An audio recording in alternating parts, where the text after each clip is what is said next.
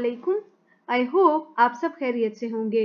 Welcome to another class, chapter number 5, physical states of matter.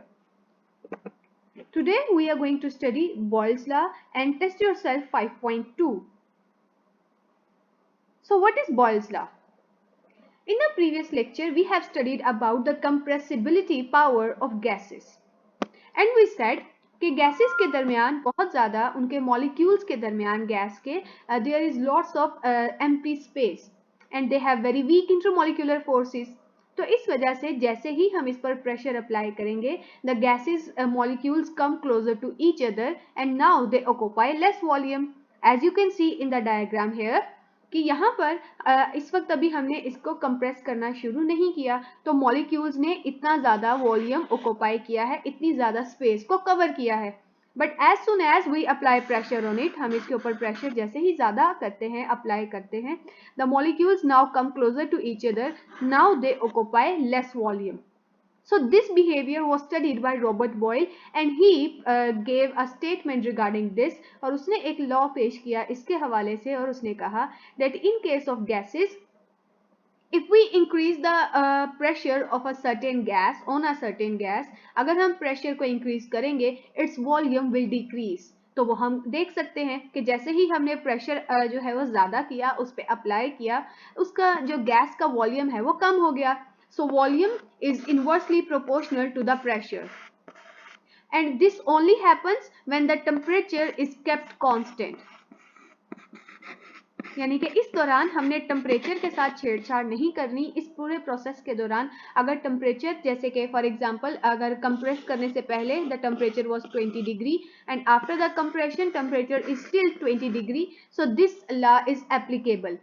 So Boyle's law states that the volume of a given mass of a gas, अगर एक gas किसी भी gas का volume is inversely proportional to its pressure, pressure के inversely proportional है, यानी कि जितना ज़्यादा प्रेशर आप अप्लाई करेंगे उतना ज़्यादा वॉल्यूम डिक्रीज होगा. इसी तरीके से किसी भी चीज किसी भी गैस पर जितना कम प्रेशर होगा उसका वॉल्यूम उतना ही ज़्यादा होगा. And this will applicable if the temperature is kept constant. Mathematically volume is inversely proportional to pressure. जब कभी भी हम प्रोपोर्शनैलिटी खत्म करते हैं तो इसके बदले में एक कांस्टेंट आता है. So by replacing the proportionality we get a small k constant and the pressure P. Here P is dividing, तो अगर आप दूसरी साइड पे लेके जाएंगे सो एज पर द बोर्डमैस रूल ये डिवाइड हो रहा है तो दूसरी तरफ मल्टीप्लाई होगा. सो अब ये मल्टीप्लाई हुआ and we get small k constant on the one side. It means कि अगर हम लोग ये इसका मेजरमेंट लें before and after measurement it will remain constant. For example here I have a gas. इस वक्त एट दिस पॉइंट इसके ऊपर जो मैंने प्रेशर अप्लाई किया है इट इज 2 atm या इसके हिसाब से इस वक्त जो इसका वॉल्यूम है इट इज 1 डेसीमीटर क्यूब. जैसे ही मैंने प्रेशर इंक्रीज किया to 4 atm the volume decreased 0.5 decimetre cube.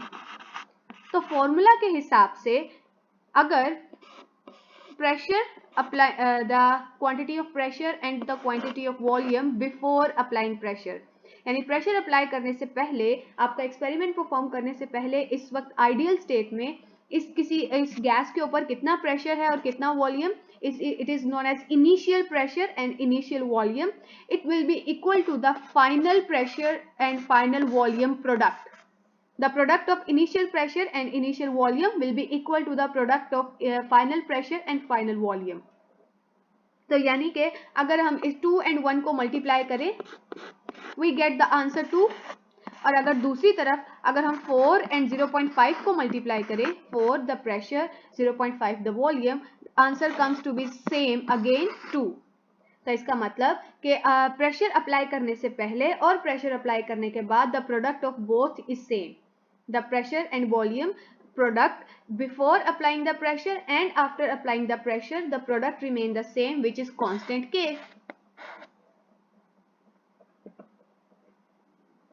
So Boyle's law can also be stated as कि इसको अगर हम लोग दूसरी टर्म्स में स्टेट करना चाहें we can say कि product of pressure and volume of a given mass of a gas is fixed, कि ये वैल्यू चाहे अगर आप इसको प्रेशर को चेंज करें तो वॉल्यूम भी उतनी ही क्वांटिटी में चेंज होगा जितनी क्वांटिटी में आपने प्रेशर अप्लाई किया है।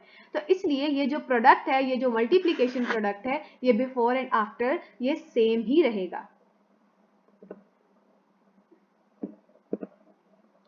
So here we have the initial and final volume and pressure. P1 and V1 is initial pressure and initial volume. P2 and V2 final pressure and final volume. क्योंकि दोनों की value constant है तो हम कह सकते हैं कि इनिशियल प्रेशर एंड वॉल्यूम का जो प्रोडक्ट है it is equal to the final pressure and final volume product. इसी बात को रॉबर्ट बॉयल ने एक्सपेरिमेंटली भी प्रूव किया कि क्या वाकईतन ऐसा ही है, कि क्या ये जो स्टेटमेंट है क्या ये वाकईतन ट्रू रहेगी और प्रेशर और वॉल्यूम आपस में क्या एक दूसरे के साथ इक्वल क्वांटिटी में चेंज होंगे। इसके लिए ही used a gas cylinder. So for that purpose he used a gas cylinder, जिसमें उसने गैस ऐड की और उसके ऊपर इनिशियल हमारा इस वक्त प्रेशर अप्लाई किया 2 atm and it have a volume, यानी कि इसमें इस वक्त गैस का जो वॉल्यूम है इट इज 1 डेसीमीटर क्यूब। इसी तरह से इस टाइम टेम्परेचर को कांस्टेंट रखा, then we increased the pressure on this 2 times हमने प्रेशर इस पे इंक्रीज किया। Now we have 4 atm pressure. तो इसका मतलब 2 टाइम अगर आपने प्रेशर इंक्रीज किया है तो वॉल्यूम को भी 2 टाइम्स कम हो जाना चाहिए। The volume now decrease up to 0.5, यानी कि ओरिजिनल वॉल्यूम यहां तक था तो वो भी ओरिजिनल के कम हो गया। Now we again add another pressure here. Now we have 3 times pressure 6 atm। The value of volume again decreases. तो इसी तरीके से उसने टोटल 4 सेट्स पेश किए। The first set 2 atm and 1 decimeter cube, it is P1 initial pressure, V1 initial volume। इसी तरह से दोबारा से चेंज किया, we have P2 second pressure and second volume. The third one third pressure, और आप देख सकते हैं कि इसमें भी वॉल्यूम कम हो गया, द थर्ड वॉल्यूम। और अगर हम देखें इसी तरीके से उसने फोर्थ सेट में जो प्रेशर है उसकी वैल्यू 4 टाइम्स इंक्रीज कर दी और वॉल्यूम जो है वो हमारा कम हो गया V4। तो अब इसके हिसाब से हमारे पास जो फॉर्मूला है वो है PV is equal to a small k constant. तो अब इन सब PV का प्रोडक्ट, यानी इसका प्रोडक्ट, इसका प्रोडक्ट, इसका प्रोडक्ट और इसका प्रोडक्ट, इन सब का आंसर सेम आना चाहिए। So on calculation, here on calculation we get the same answer for all the experimental setups। हर एक के लिए आंसर हमारा सेम ही है। So this proves that the product of pressure and volume of a given mass of a gas is constant at constant temperature। And here is the experimental verification explained।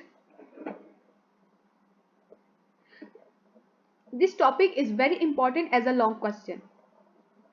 अब ये जो topic है ये आपको 2 अलग अलग statement के साथ पेपर में आता है।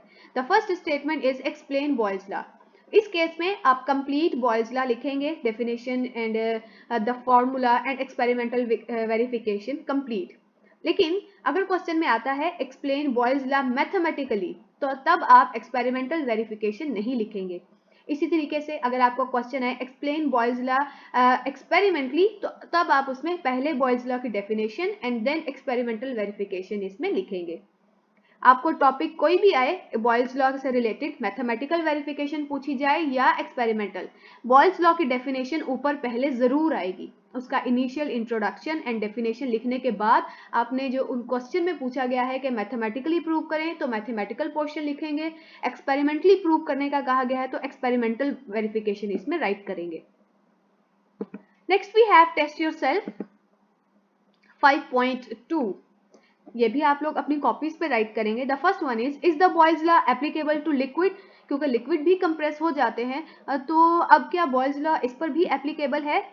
तो नहीं, बॉयल्स लॉ इस पर एप्लीकेबल नहीं है क्योंकि इसमें वॉल्यूम और प्रेशर का जो आपस में रिलेशनशिप है वो सेम वैसा नहीं है जैसा कि गैसेस में है। Is the Boyle's law valid at very high temperature? तो अब यहाँ पर वेरी हाई टेम्परेचर से क्या मुराद है? It is an open ended question. तो इस केस में हमें पता है कि बॉयल्स लॉ में उन्होंने कहा है प्रेशर और वॉल्यूम एक दूसरे के इनवर्सली प्रोपोर्शनल है अगर हम टेम्परेचर को कांस्टेंट रखें। अब हर एक गैस के लिए एक टेम्परेचर की वैल्यू है कि अगर हम टेम्परेचर को उस वैल्यू से ज्यादा कर देंगे the gas will change into plasma state, the fourth state of matter, और उस केस में बॉयल्स लॉ तो एप्लीकेबल नहीं होगा। तो बॉयल्स लॉ सिर्फ तब तक एप्लीकेबल है कि टेम्परेचर रेंज हमारी ऐसी हो कि जो गैस को गैस ही रखे, उसको किसी और फेज में चेंज ना करे। Next is what will happen if the pressure on a sample of gas is raised 3 times. So if pressure is raised 3 times, it is pretty obvious क्योंकि हमारा ये inverse relation है हमारे पास। तो अगर प्रेशर हमारा हमने 3 टाइम्स इंक्रीज किया है तो जो हमारा वॉल्यूम है इट विल डिक्रीज 3 टाइम्स। तो ये तीनों आंसर्स आप अपनी कॉपी पर लिखेंगे। तो आज के लिए हमारा टॉपिक था Boyle's law and test yourself 5.2। अल्लाह पाक आपको अपने हिफ्ज़-ओ-अमान में रखे। थैंक यू एंड अल्लाह हाफिज।